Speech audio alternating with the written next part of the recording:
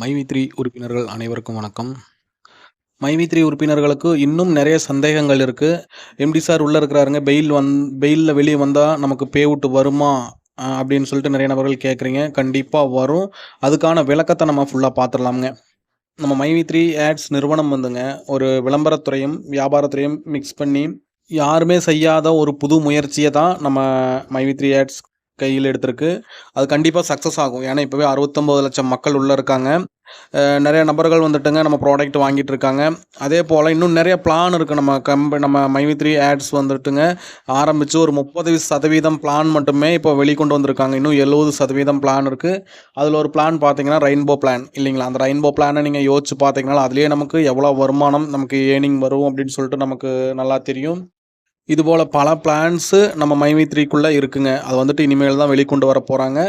அதனால் அதுக்கான எந்த ஒரு தடையுமே இருக்கக்கூடாது. எம்டி சார் சொன்னதே ஒரு விஷயம், 2026 நம்ம நம்பர் 1 கம்பெனியாக வரணும் அப்படின்னு சொல்லிட்டு சொன்னார். அப்போ 2026 நம்பர் 1 கம்பெனியாக வரணும்னா இந்த தடைகளை எல்லாம் தாண்டி போகணும் இல்லைங்களா?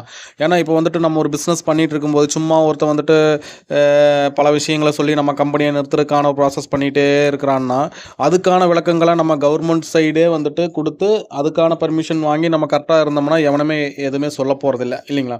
அதுக்கான ப்ராசஸ் தான் இப்போ எம்டி சார் பண்ணிட்டு இருக்கிறாரு. அப்புறம் இன்னொரு விஷயம்ங்க, நம்ம வந்துட்டு எதுக்காக நம்ம மைவி3 நமக்கு பே அவுட் கொடுக்கணும் அப்படின்னு சொல்லிட்டு ஒரு விஷயம் வந்து மட்டும் நிறைய நபர்கள் வந்து முன்னாடி வைக்கிறீங்க. இப்போ எம்டி சார் உள்ளேருந்தே வெளியே வந்தால் நமக்கு பே அவுட் வருமா அப்படிங்கிற மாதிரி.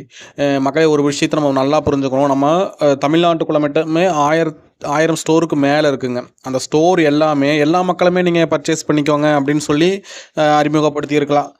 எம்டி சார் கொண்டு வந்த பிளானே எப்படின்னா, நம்ம உறுப்பினர்கள் ஃபஸ்ட்டு நம்ம ஓஎம் உறுப்பினராக இருந்தால் தான் நம்ம இந்த ஷாப்பில் போய் நம்ம பர்ச்சேஸ் பண்ண முடியும் அப்படின்னு சொல்லிட்டு ஒரு பிளானை கொண்டு வந்திருக்காரு. ஏன்னா இதுக்கு முன்னாடி ஃபஸ்ட்டே சொல்லும்போது நீங்கள் யார் வேணும் உள்ள வந்து நீங்கள் வாங்கிட்டு போய்க்கலாம். இப்போ மளிகை கடையில் எப்படிங்க நம்ம சாதாரணமாக போய் ஒரு மஞ்சப்பொடி மிளகா பொடி வாங்குறோம். அது போல் நம்ம மைவி3 ஸ்டோர்லேயும் போய் எல்லா நபர்களுமே இப்போ வாங்கலாம்ல அப்படின்னு சொல்லிட்டு அறிமுகப்படுத்தியிருக்கலாம்.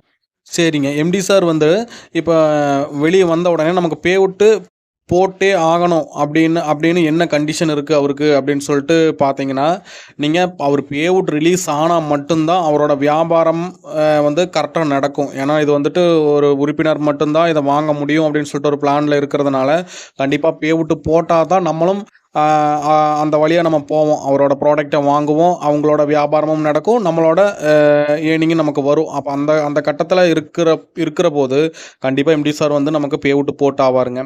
ஏன்னா நமக்காக தான் அந்த பொருட்கள் எல்லாமே தயாரித்து வச்சுருக்காங்க. அதில் இருக்கிற எல்லா பிளானுமே மக்களுக்காக மட்டும்தான் அதில் பிளான்கள் எல்லாமே உண்டாக்கி வச்சுருக்காங்க.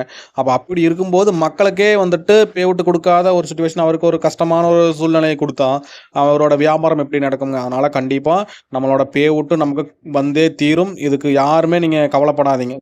இப்போ ஒரு முக்கியமான ஒரு பதிவை நம்ம பதிவு பண்ணிக்க விரும்புகிறேனுங்க. நம்ம மைவி3ல வந்துங்க புதுசாக பர்ச்சேஸ் பண்ணி உறுப்பினர்கள் ஆனவங்க நிறைய நபர்கள் இருக்கீங்க. நீ ஃபஸ்ட்டு பே அவுட்டு கூட எடுக்காத நிறையா உறுப்பினர்கள் உள்ள இருக்கீங்க இல்லைங்களா? ஆனால் ஒரு விஷயம்ங்க, இப்போ புதிதாக சேர்ந்துருக்கிற நண்பர்கள் வெயிட் பண்ணுறாங்க. கம்பெனி கண்டிப்பாக வந்து நம்ம கம்பெனி நல்லபடியாக நடத்தி அடுத்த லெவலுக்கு கொண்டு போகும்னு சொல்லிட்டு இன்னும் ஸ்ட்ராங்காக 100க்கு 100% நம்பி இருக்கிறாங்க இல்லைங்களா? இப்போது பழைய நபர்கள் போட்ட அமௌண்ட்டில் பகுதி அமௌண்ட் எடுத்தவங்க அப்படி இருக்கிற நபர்கள் வந்து இன்னும் வெயிட் பண்ண மாட்றாங்க. அது ஏன்னு எனக்கு சரியாக புரியல. ஏன்னா நீங்கள் வந்துட்டு பெனிஃபிட் வாங்கிட்டு இருக்கிறீங்க, வாங்க போகிறீங்க இன்னும். ஆனால் இன்னும் ஒரு பெனிஃபிட்டும் கூட எடுக்காமல் பர்ச்சேஸ் பண்ணிவிட்டு புதிய நபர்கள் உட்காந்துருக்காங்க. இந்த 2 வீக் முன்னாடி ஒரு நபர் கூட நான் பேசுகிறேனுங்க. அவர் புதிதாக இணைஞ்சு வந்து இன்னும் ஒரு பே அவுட் கூட எடுக்கலை. அந்த நபரும் நம்மக்கிட்ட பேசுகிறாரு. என்னென்னாங்க, ஏங்க நம்ம எம்டி சார் வந்து கம்பெனி நல்லபடியாக நடத்துவாருங்க, அதை பற்றி எனக்கு கவலையே இல்லை. நான் ஜாயின் பண்ணி இன்னும் ஒரு பே அவுட் கூட எடுக்கலைங்க. எனக்கு நம்பிக்கை இருக்குது. நம்ம எம்டி சார் மேலே நம்பிக்கை இருக்குது, கம்பெனி மேலே நம்பிக்கை இருக்குது. கம்பெனியோட பிளான்களை பார்த்தீங்கன்னா வேறு லெவலாக அமைச்சு வச்சுருக்காங்க. இது வந்துட்டு கண்டிப்பாக ஒர்க் அவுட் ஆகும். இது யாருமே ட்ரை பண்ணாத ஒரு முயற்சி அப்படின்னு சொல்லிட்டு அவரே நம்மக்கிட்ட சொல்கிறாரு. ஆனால் இன்னும் நிறையா அப்ளைனர்ஸ் வந்துட்டுங்க இதை புரிஞ்சுக்க மாட்றாங்க. ஏன்னா பே அவுட் வரல, இவ்வளோ நாள் பே அவுட் வாங்கிட்டு இருந்தோம். புதிதாக ஜாயின் பண்ண நபர்கள் கூட வெயிட் பண்ணிட்டு இருக்காங்க. பிளான் வந்து பக்காவாக இருக்குங்க, ஒர்க் அவுட் ஆகும், எல்லாமே கரெக்டாக தான் இருக்குது அப்படிங்கிற மாதிரி நம்பி உட்காந்துருக்காங்க. ஆனால் பழைய நபர்கள்னால் இப்போ புது அப்ளைனர்களுங்க, பகுதி அமௌண்ட் எடுத்தவங்க இல்லை ஃபுல் அமௌண்ட் எடுத்தவங்களே கூடங்க இன்னும் வந்துட்டு சந்தேக பார்வையோடு இருக்கீங்க. இல்லைங்களா? அது வந்து ஏன்னு எனக்கு சரியா புரியல. ஏன்னா நீ வந்துட்டு நம்ம மைவி3ல நம்ம ஒரு பர்ச்சேஸ் பண்ணா நமக்கு லைஃப் டைம் வந்துட்டு பே அவுட் குடுக்க போறாங்க அப்படிங்கிற மாதிரி ஜாயின் பண்ணீங்களோ அது தெர்ல. பிளான் எல்லாம் பத்தி நல்லா தெரிஞ்சுக்கிட்டு ஜாயின் பண்ணீங்களோ அது தெர்ல.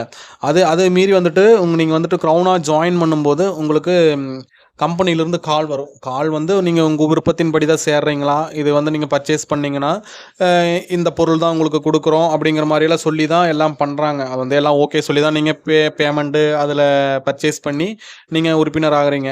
உறுப்பினர் ஆயி நம்ம பே அவுட்ட மட்டும் கிடைச்சா நமக்கு போதுமா அப்படின்னு சொன்னா, கண்டிப்பா அது தப்பான ஒரு விஷயம்ங்க. நம்ம கம்பெனி பத்தி நல்லா தெரியணும்.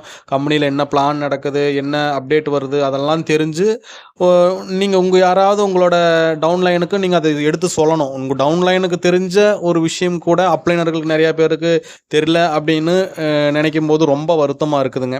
இனி வர்ற காலங்கள்ல நம்மளோட மைவி3ய பத்தி நல்லா ஃபுல்லா புரிஞ்சுகிட்டு அப்ளைனர்கள் ஒர்க் பண்ணணும்னு சொல்லிட்டு என்னோட தாழ்மையான வேண்டுகோளுங்க.